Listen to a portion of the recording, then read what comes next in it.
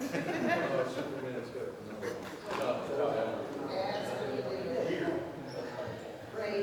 should be quick.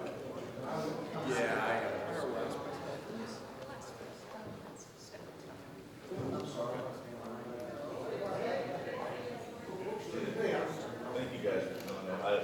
It's a short notice. I thought it was going to be a press conference with just me for a moment. You never know.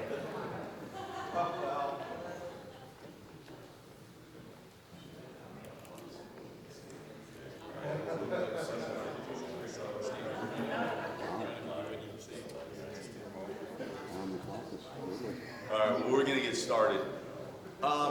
Listen, I think the historical record speaks for itself. For 6 years, the House has dedicated itself to trying to be as transparent as possible for initiative petition reform regarding the Constitution. I carried the bill for 3 years. Representative Henderson carried the bill. Alex Riley has the bill. This bill is meant to help Missouri protect our Constitution from adversarial foreign influences, all right? This is not our problem. This is not our mess. I think the other side of the building has proven to be a mess year in and year out. And yet the House is steadfastly fought for the people of Missouri. And today we're doing the same thing yet again. We received a message from the Senate telling us to take up the bill. We've taken up this bill 6 years. We've put it on their plate now for 6 years. This is their mess. We'll see even if they have a quorum today to do anything. We'll see how debate goes. Isn't this body here to debate the bill? Reading books on the floor do not solve Missouri's problems. The House debates bills, works on them, passes legislation. That's what we're doing. That's what we're going to do today. We're going to send IP back to the Senate. We'd love to have some purposeful debate on the bill and let people vote. That's what the House does. That's what we'd like to see from the Senate. So we're going to send it back. This situation could have been resolved by now had the House not added that language. It would be on its way to the Secretary of State's office. Do you believe it was an incorrect decision to add this candy and to put you where you are right now? Some might call it candy, some might call it informative decision-making as part of the IP process. We're entitled to 50 words. I believe you put your best foot forward, and that's what we've done. That's what they're doing, the other side of the aisle perhaps, is doing when it comes to abortion and choice, right? That's what they did when it came to marijuana. That's what they did with Clean Missouri. That's what happened with Cleaner Missouri. That's the process. We're respectful of the process. We've just stated we believe the threshold should be higher to change the Constitution, not to pass statutory laws. That's it. No, I don't believe so, because we've had agreements with the Senate for the last 6 years to use just that language. So just to be clear, you're not going to take up... Just to be explicitly clear, it's going back to the Senate. This is their mess. They haven't functioned. Debate the bill and vote on it. That's all we've asked for the last 6 years. Is it your feeling that a IP reform without the provisions you just mentioned does not have a chance of actually passing at the ballot box? Because I haven't heard from one Republican who has any confidence it passes without the other provisions. You know, we believe you put your best foot forward. And part of that best foot forward is the 50 words that are critical to explaining the bill to the people and what the IP has in it. And that's what we're doing. Simply vote on it. If they don't like it, they can vote no. That's part of the democratic process. That's what we've done over here year in and year out. Mr. Speaker, last year around this time you made comments to the effect of if IP reform doesn't pass, you believe Missouri voters would vote to overturn or significantly curtail the state's abortion ban.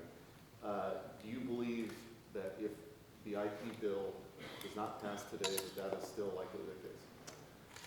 I think sadly we'll find out in what would it be, August or November, whenever the governor chooses to put that IP on the ballot. But I stand for life, and I always will. So procedurally, the Senate was unable to act on the message from the House asking it to receive.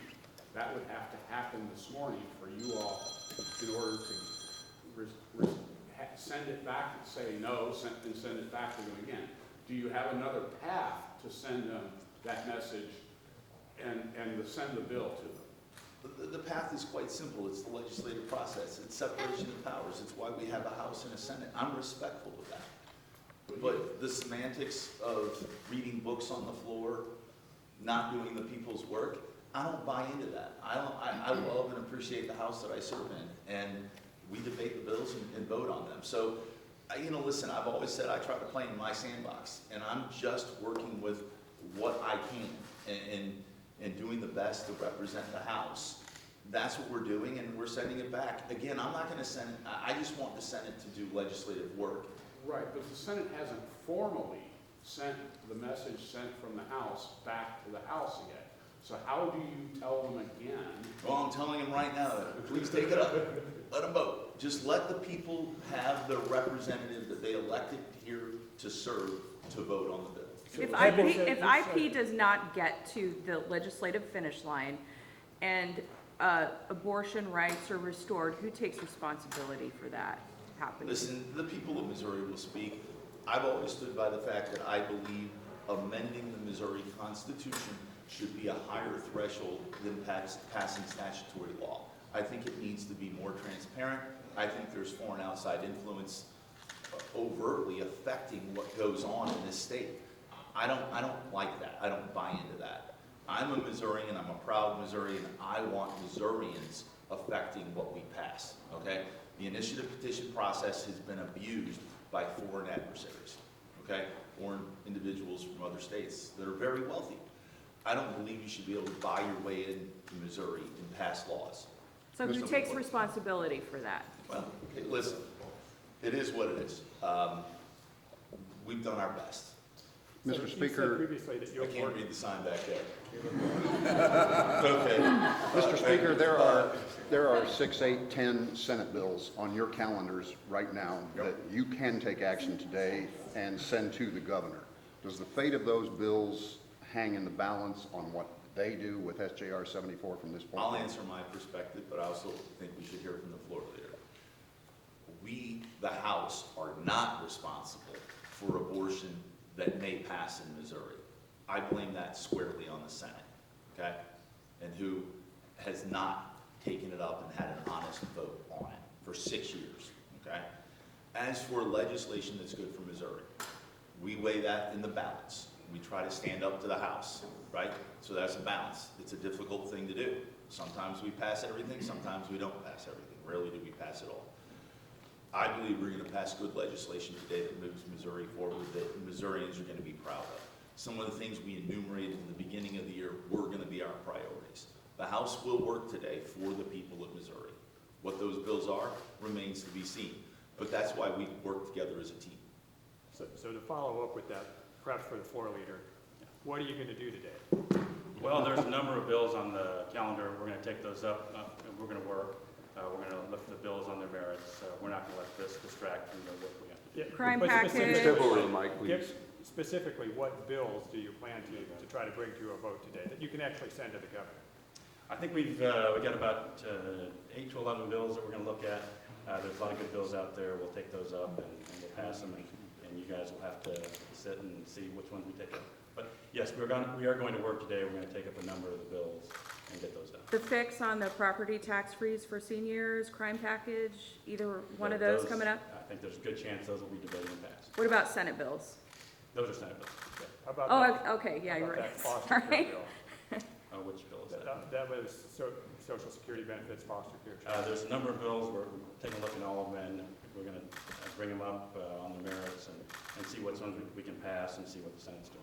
Having worked for so long on IP, getting to this point, can you explain why leaving the status quo would be desirable as opposed to doing something now?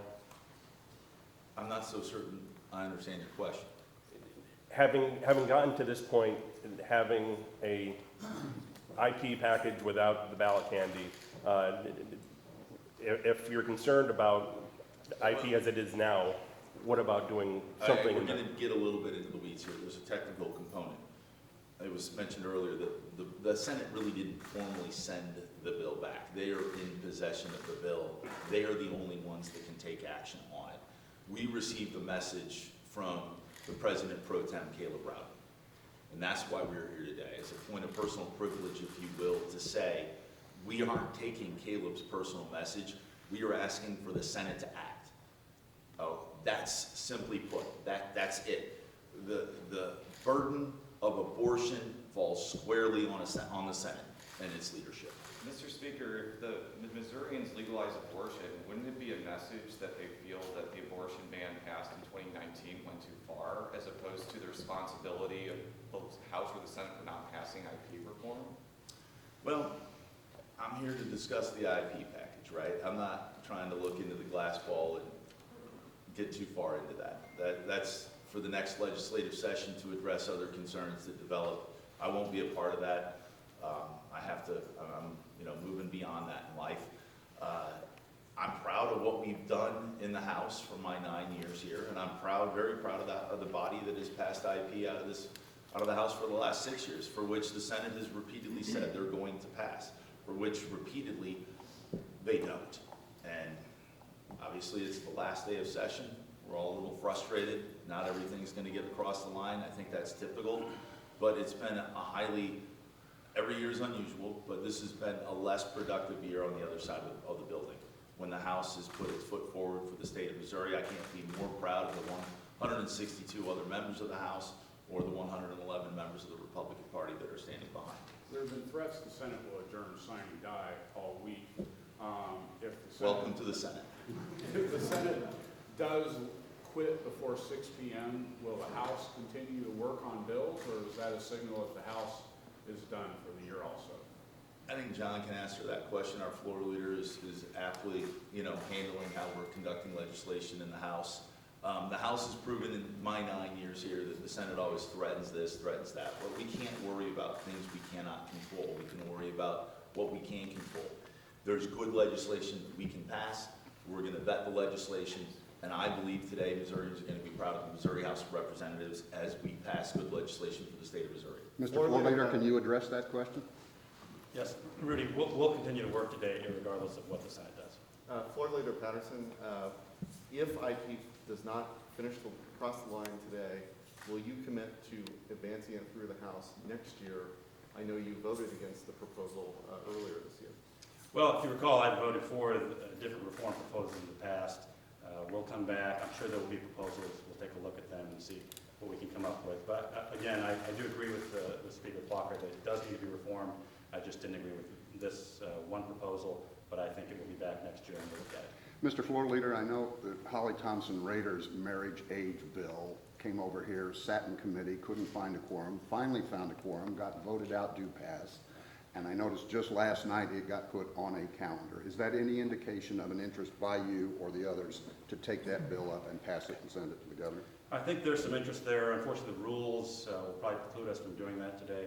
But it's an issue that you'll see again. But I personally have an interest in it, but I don't think the rules allow it today.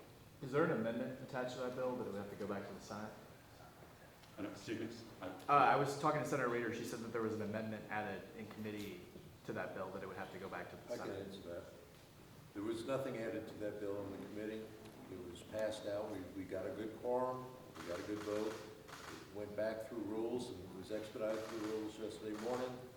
Unfortunately, it got on the calendar last night. House rules say it has to stay on the calendar 24 hours before you vote on it. We're going to sign a die. It'll come back next year. If IP reform doesn't pass this year, how would you rank this as a failure by Republicans, given that this was like the #1 priority? This is the last question. Jason, good question. I don't think you tie your ship to one thing to make it a good or a bad year. I think you look at the composite of what we've done for the year, and that's how I weigh the last 9 years. There's a lot of things I wish I'd passed or had seen passed, but no, it's a democracy, right? You can't pass everything you want, but there have been promises made, and the House has stood firm on that we believe in life, that we believe in constitutional IP reform. We've done the best we can, and therefore I am proud of the House. That's it. Do I want to pass it? Well, that's why we're here today. I'm just simply asking for the Senate to do its job. Let them vote. Thank you all.